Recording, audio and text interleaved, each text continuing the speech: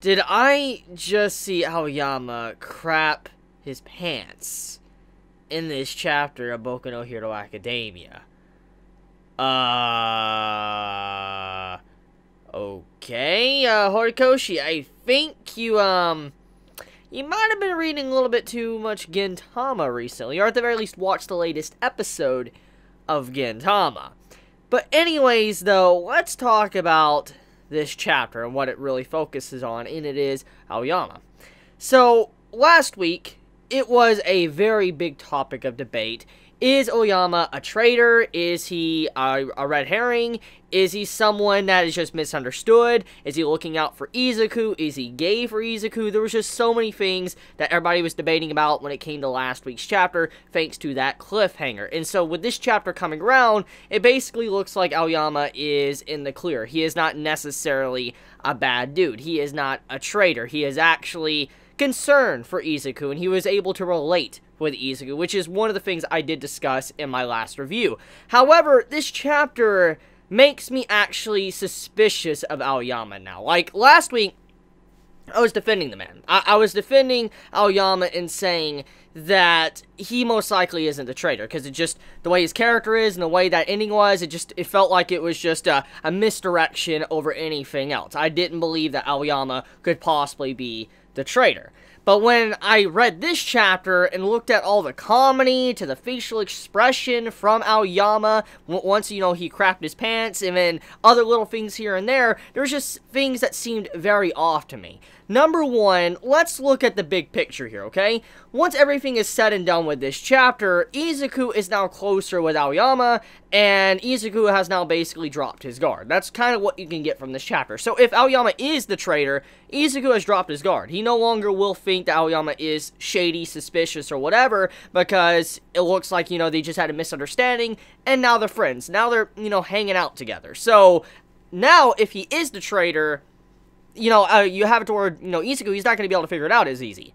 Now, to go even further, though, let's talk about the quirk, okay? So it is explained, like, how he is apparently not the traitor in this chapter, but like I said, there's some very suspicious things that need to be pointed out. Number one, let's talk about that segment of the chapter when he looks over at Izuku and he's like, look at this, and then he shoots his laser straight through that very thick boulder. And at first glance, it's hilarious. It's a very hilarious panel. I laughed. I laughed. I'm not even gonna lie. I laughed at that panel because it was funny. Like, you could take that as a metaphor for maybe he loves, you know, Izuku and he wants to go all in on him. So that's basically how you could take that panel. But jokes aside, if you know, throw away the comedy, there is something you could actually get from that panel. And that is that Aoyama's laser, his naval laser, is extremely OP. Like, it went through that entire boulder like it was nothing. Just completely cut through it like that. So, in terms of destructive capabilities, Aoyama's, you know, naval laser is insane.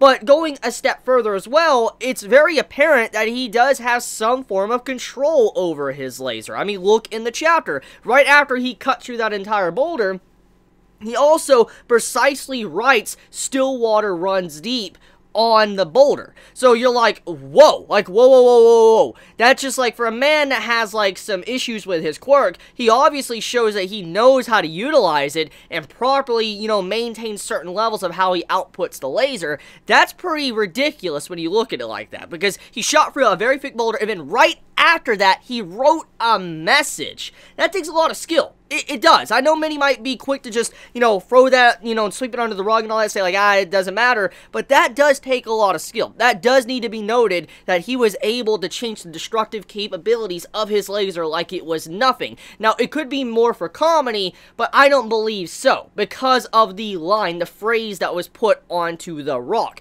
Still water runs deep. Now, I want to be completely honest. When I first read the chapter, I had no idea what that meant. I was like, what in the world does still water run deep mean? Obviously, it has to mean something. I didn't know. And I did some research and looking into it. Apparently, still water runs deep is a very, very actual, well-known phrase in some places. And its phrase, what the meaning of it is a very shy person that's quiet and very complex. So that's basically what that entire, you know, message was. Now, we don't know if that message is, you know, being pointed at Izuku, or if it was being pointed at Aoyama, like if it was going to either of these characters. We have no idea. we know how Izuku is. He is kind of a complex character, he is. But Aoyama, we don't really know much about. And when you look at, you know, the details of the chapter, it looks like that entire message, still water runs deep, could be applied to Aoyama, because it does seem like he's a very shy individual. Even though he does seem to be bubbly, or he just says random things and all that, he is kind of like a social outcast in the classroom. He doesn't really have many friends, and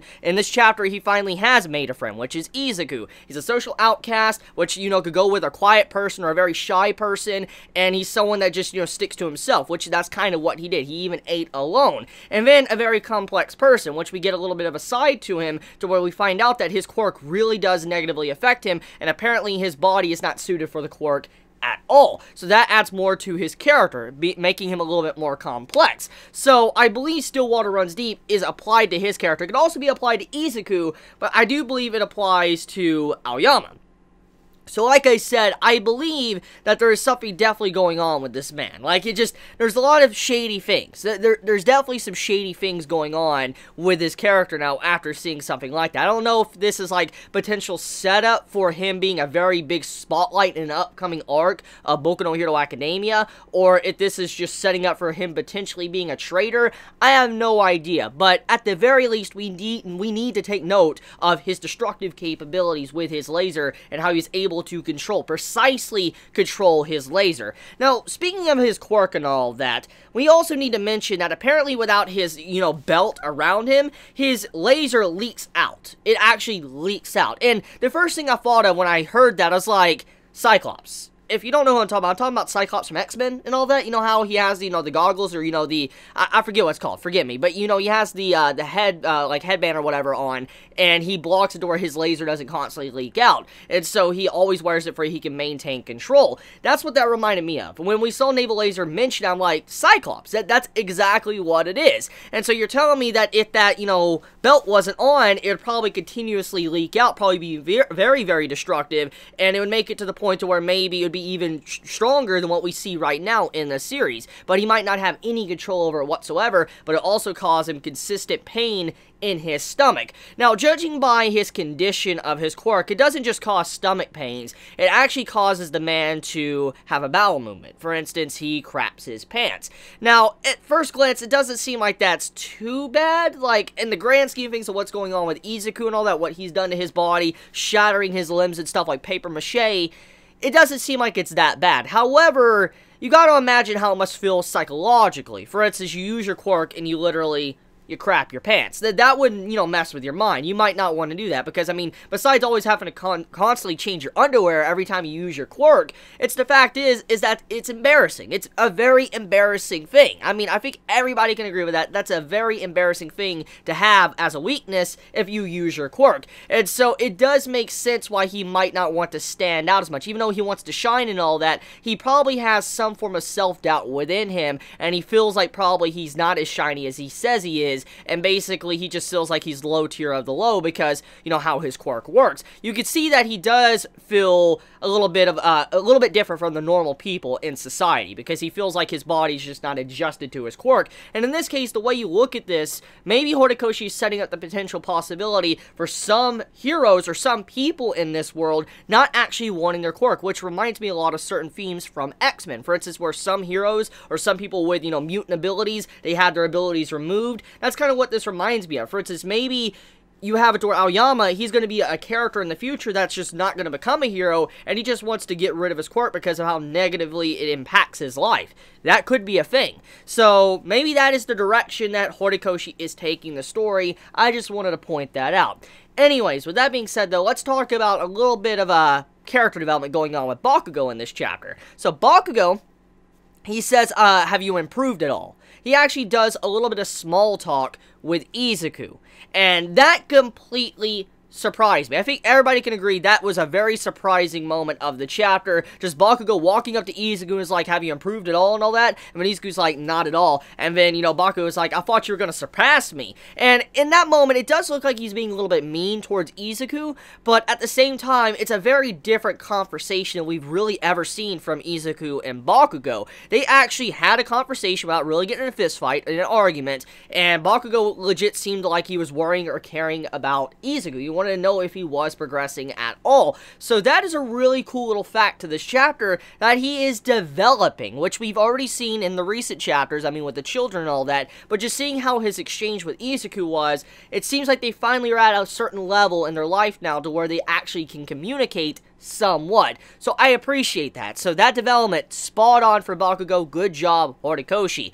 Now, moving over into the other little stuff of the chapter, let's talk about, I guess, the hero team-ups and stuff. So we do know that with how the villain organization, you know, the League of Villains have been operating and what happened with Overhaul and all that, we have to where the heroes have been trying to change things up, you know, because of how villains have been moving around and acting. They need to change up, team up, and all of that. And apparently Mount Lady and a couple others like Homely and all that, they have formed a group together, working together, and then there's a little bit of hints that eventually, as time goes on, you're going to have some of our heroes like Jiro and all of them, you know, working with Mina to be able to do certain things in the future to take down villains, which I'm looking forward to. Hero teams and all that, not working by themselves, actually having like a big team. I mean, it reminds me stuff of, you know, actual, you know, Marvel comics or DC comics and stuff like that, you know, where you have a bunch of heroes forming together to be able to take down the baddies. I'm looking forward to that. Maybe that's what's being implied here as well. Maybe we're going to have like Ochiko and Mina working together and all that. And I do like that ability, what she said, acid rain. For instance, if Ochiko makes her float, she can actually use acid rain to make it fall from the sky. That's pretty scary. That is legit scary.